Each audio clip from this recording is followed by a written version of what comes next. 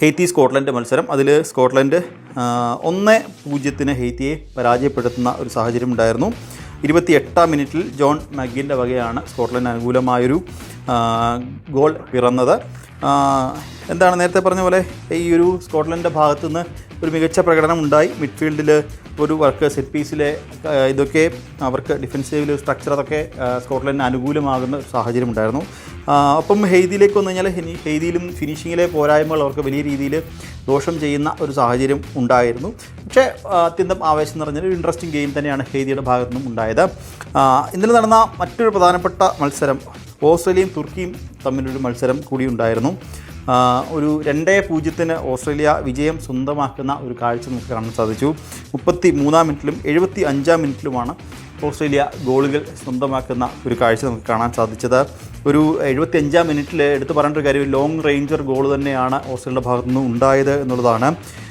മറ്റ്കാൽഫിൻ്റെ വക ഒരു മനോഹരമായൊരു ഗോള് 75-ാം മിനിറ്റിൽ പിറക്കുന്ന ഒരു സാഹചര്യം ഉണ്ടായിരുന്നു. അങ്ങനെ മികച്ച ഒരു പ്രകടനം ഓസ്ട്രേലിയയുടെ ഭാഗത്തു നിന്നുണ്ടാകുന്നു. ഓസ്ട്രേലിയ തുർക്കിയെ പരാജയപ്പെടുത്തുന്നു.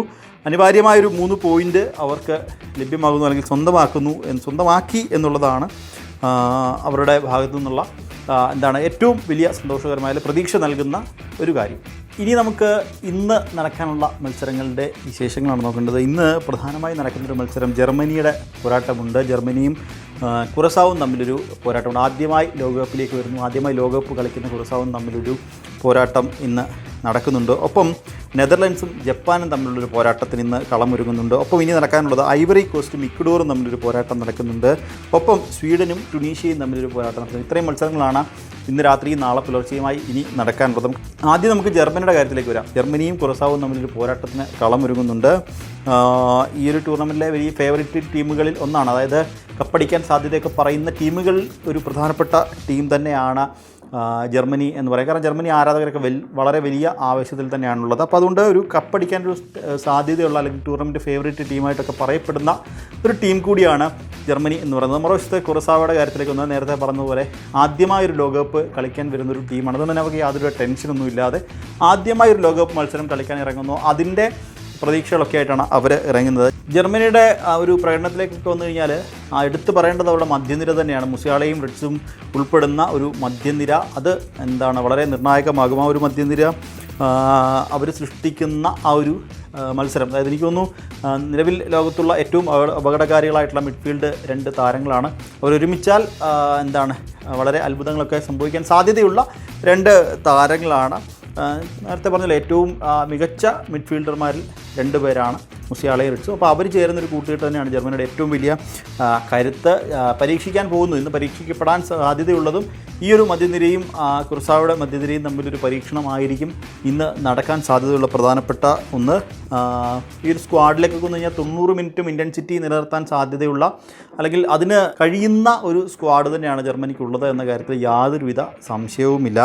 ഇനി കുറസാവോയിലേക്ക് വന്നു കഴിഞ്ഞാൽ നേരത്തെ പറഞ്ഞതുപോലെ അവരുടെ പരിശീലകൻ തന്നെ കഴിഞ്ഞ ദിവസം പറഞ്ഞിരുന്നു. അതായത് അവരുടെ പരിശീലകൻ കഴിഞ്ഞ ദിവസം ഈ മത്സരത്തിന് മുമ്പുള്ള വാർത്താസമ്മേളനത്തിൽ പറഞ്ഞത്, അതായത് തങ്ങൾ പരമാവധി കളിക്കുക, തങ്ങളെക്കൊണ്ട് കളിക്കാൻ പറ്റുന്നതിൻ്റെ പരമാവധി കളിക്കുക, ജർമ്മനിയുടെ കയ്യിൽ നിന്ന് വരുന്ന പിഴവുകൾ, അല്ലെങ്കിൽ അവരുടെ ഇതിൽ ലഭിക്കുന്ന സ്പേസുകൾ പരമാവധി ഉപയോഗപ്പെടുത്തുക എന്നത് തന്നെയാണ് തങ്ങളുടെ ലക്ഷ്യം എന്ന് കുറസാവോയുടെ പരിശീലകൻ തന്നെ കഴിഞ്ഞ ദിവസം പറഞ്ഞിട്ടുണ്ട് എന്നുള്ളതാണ്. അപ്പം എന്തായാലും കുറസാവോ അത്ര ചെറിയ ടീം എന്ന രീതിയിൽ നമ്മൾ എഴുതിത്തള്ളുന്നില്ല. പക്ഷേ ഇന്നത്തെ മത്സരത്തിൽ ജർമ്മനിക്കാണ് വിജയസാധ്യത കൂടുതൽ. ഒരു 3-0 ഒരു വിജയസാധ്യത ഞാൻ ഇന്നത്തെ മത്സരത്തിൽ കാണുന്നുണ്ട്. 3 അല്ലെങ്കിൽ 4 ഗോളുകൾ വരെ ജർമ്മനിയുടെ ഭാഗത്ത് നിന്ന് ഉണ്ടാവാനുള്ള സാധ്യത ഞാനിന്ന് കാണുന്നുണ്ട്. അപ്പോൾ എന്തായാലും പിന്നെ ഫുട്ബോളാണ്, നമുക്കൊന്നും പ്രെഡിക്റ്റ് ചെയ്യാൻ പറ്റില്ല. എപ്പോൾ എങ്ങനെ അട്ടിമറി നടക്കുമെന്ന കാര്യത്തിലൊന്നും നമുക്ക് പറയാൻ സാധിക്കില്ല. അപ്പോൾ അതുകൊണ്ട് ഒരു 3-0 ജർമ്മനി ഇന്ന് ജയിക്കാനുള്ള സാധ്യത വളരെ കൂടുതലാണ്. ഇനി നമുക്ക് ഇന്നത്തെ അടുത്ത മത്സരത്തിലേക്ക് പോകാം. നെതർലൻഡ്സും ജപ്പാനും തമ്മിലുള്ളൊരു പോരാട്ടമാണ്. ഈ ടൂർണമെൻറ്റിലെ മറ്റൊരു ഫേവറേറ്റ് ടീമാണ് നെതർലൻഡ്സ് എന്ന് പറയുക, ഓറഞ്ച് ആർമി. കാരണം നേരത്തെ തന്നെ പല പ്രവചനങ്ങളിലൊക്കെ കൃത്യമായി എടുത്തു പറയുന്ന ഒരു ടീം തന്നെയാണ് നെതർലൻഡ്സ് എന്ന് പറയുന്നത്. പല ആളുകളും പ്രവചിക്കുന്ന ആളുകൾ ഒക്കെ പറഞ്ഞത് ഇത്തവണ നെതർലൻഡ്സ് കപ്പ് നേടും എന്നുള്ളതാണ്. പക്ഷേ അവർ അത്ര വലിയ ഫേവറേറ്റ് ടീമൊന്നും ആയിട്ടല്ല വരുന്നത്. പക്ഷേ എന്നാലും അവരുടെ താരങ്ങളുടെ സമീപകാലത്തെ പ്രകടനം, ഇപ്പോൾ ടീമിൻ്റെ ഒത്തിണക്കം, ഇതൊക്കെ കണക്ക് കൂട്ടിക്കൊണ്ട് പലരും പ്രവചിക്കുന്നുണ്ട്, പലരും പറയുന്നുണ്ട് നെതർലൻഡ്സ് കപ്പടിക്കാൻ സാധ്യതയുള്ളൊരു ടീമാണ് എന്നുള്ളതാണ്. അപ്പോൾ ആ ഒരു നെതർലൻഡ്സ് ഇന്ന് ജപ്പാനെതിരെ ഒരു പോരാട്ടത്തിന് ഇറങ്ങുന്നുണ്ട്. ജപ്പാൻ ഒട്ടും കുറച്ച് കാണേണ്ടതില്ല, ഒട്ടും ചെറിയ ടീമല്ല ജപ്പാൻ. കാരണം ജപ്പാൻ വളരെ കരുത്തരായ ഒരു ടീം തന്നെയാണ്. കഴിഞ്ഞ ലോകകപ്പിൽ നമ്മളത് കണ്ടതാണ്, ജപ്പാൻ്റെ പ്രകടനമൊക്കെ നമ്മൾ കണ്ടതാണ്. അതുകൊണ്ട് തന്നെ വമ്പൻ ടീമുകളൊക്കെ അട്ടിമറിക്കാൻ കെൽപ്പുള്ള ഒരു ടീം തന്നെയാണ് ജപ്പാൻ എന്ന് പറയുന്നത്. അവരുടെ സ്ട്രെങ്ത് എന്ന് പറയുന്നത് ക്വിക്കായിട്ടുള്ള ട്രാൻസിഷൻസാണ് ജപ്പാൻ്റെ ഏറ്റവും വലിയ കരുത്ത് എന്ന് പറയുന്നത്. അതിപ്പം വർക്ക് റേറ്റും, അതായത് വളരെ വേഗത്തിലുള്ള ട്രാൻസിഷൻസാണ് ജപ്പാൻ്റെ ഏറ്റവും വലിയ കരുത്ത്. അത് എതിർ ടീമിനെ എത്രത്തോളം ടാക്കിൾ ചെയ്യാൻ കഴിയും എന്നുള്ളതൊരു വലിയ ചോദ്യമാണ്. അങ്ങനെയെങ്കിൽ അത് ടാക്കിൾ ചെയ്യാൻ സാധിച്ചാൽ ജപ്പാനെ വളരെ അനായാസമായ രീതിയിൽ പിടിച്ചു കെട്ടാൻ സാധിക്കും. അതാണ് ആ ഒരു മത്സരത്തിൻ്റെ കാര്യം. ഈ പറഞ്ഞ പോലെ ഒരു ഡച്ച് പടയുടെ, ഓറഞ്ച് പടയുടെ ഒരു മിഡ്ഫീൽഡും ജപ്പാൻ്റെ ആ ഒരു ഹൈ പ്രസിംഗ് ഗെയിം തമ്മിലായിരിക്കുന്നത് മത്സരം എന്ന കാര്യത്തിൽ സംശയമില്ല. അപ്പം ഇനി എടുത്തു പറയേണ്ട മറ്റൊരു മത്സരമുള്ളത് ഐവറി കോസ്റ്റും ഇക്വഡോറും തമ്മിലുള്ളൊരു പോരാട്ടമാണ്. ഗ്രൂപ്പ് ഇയിലെ ഏറ്റവും ബാലൻസ്ഡ് ആയിട്ടുള്ളൊരു മത്സരമാണ് നടക്കാനിരിക്കുന്നത്. ഐവറി കോസ്റ്റും ഒപ്പം ഇക്വഡോറും തമ്മിലൊരു പോരാട്ടം. ഇക്വഡോറിലേക്ക് വന്നൊരു യങ് സ്ക്വാഡൊക്കെയാണ്, ഒരു യങ്ങായിട്ടുള്ള എനർജറ്റിക് ആയിട്ടുള്ള സ്ക്വാഡാണ്. അത് അവർക്ക് വലിയൊരു പ്രതീക്ഷ നൽകുന്നുണ്ട്. ഐവറി കോസ്റ്റിലേക്ക് വന്നൊരു ഫിസിക്കൽ പവറാണ് അവരുടെ ഏറ്റവും വലിയ കരുത്ത്. അപ്പോൾ ആ ഒരു മത്സരവും മികച്ചൊരു മത്സരമാവാനുള്ള സാധ്യതയുണ്ട്. ഒപ്പം എന്താണ് ഇനി വരാനുള്ള അപ്പോൾ ആ ഒരു മത്സരത്തിൻ്റെ ഒരു പ്രകടനത്തിലേക്കൊക്കെ വന്നു കഴിഞ്ഞാൽ എൻ്റെ ഒരു കണക്കൂട്ടിലൊരു 1-1 ഒക്കെ സമനില പാലിക്കാനുള്ള സാധ്യതയാണ് വളരെ കൂടുതൽ ഉള്ളത്. ഒരു സമനില ആവാനുള്ള സാധ്യതയാണ് വളരെ കൂടുതലുള്ളത്. പിന്നെ നടക്കാനുള്ള മത്സരം സ്വീഡനും ടുണീഷ്യയും തമ്മിലൊരു പോരാട്ടം നടക്കാനുണ്ട്. ഈ പറഞ്ഞ പോലെ സ്വീഡനെ സംബന്ധിച്ചൊരു ഫിസിക്കൽ ഫുട്ബോളാണ് അവരും കൂടുതലായി ചെയ്യുന്നത്. അതൊരു പ്രസൻസൊക്കെ ഭയങ്കരമാണ്. സെറ്റ് പീസുകളുടെ ഒരു കളി തന്നെയായിരിക്കും അവർ പുറത്തെടുക്കുക. ടുണീഷ്യയിലേക്ക് വന്നു കഴിഞ്ഞാൽ ക്വിക്കായിട്ടുള്ള ട്രാൻസിഷൻസൊക്കെയാണ് ടുണീഷ്യയുടെ കരുത്ത് എന്ന് പറയാം.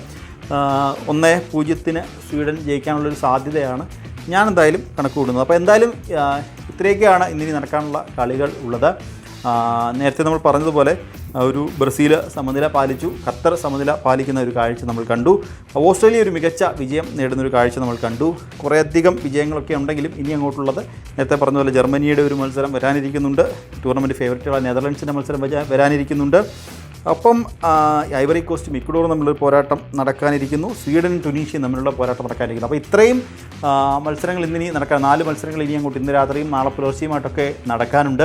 അത് കഴിഞ്ഞ് പിന്നീട് അങ്ങോട്ട് വരുന്ന ദിവസങ്ങളിൽ ഫ്രാൻസിൻ്റെയും അർജൻറ്റീനയുടെയും ഒക്കെ പോരാട്ടങ്ങൾ, അതിനുവേണ്ടിയൊക്കെ ആരാധകർ കാത്തിരിക്കുന്ന പോരാട്ടങ്ങൾ ഇനി അങ്ങോട്ട് വരുന്ന ദിവസങ്ങളിലൊക്കെ വരാനുണ്ട്. അപ്പോൾ എന്തായാലും ഇന്നത്തെ വേൾഡ് കപ്പ് അപ്ഡേറ്റിൻ്റെ സമയം ഇവിടെ പൂർണ്ണമാവുകയാണ്. This is M Nikhil Kumar signing of.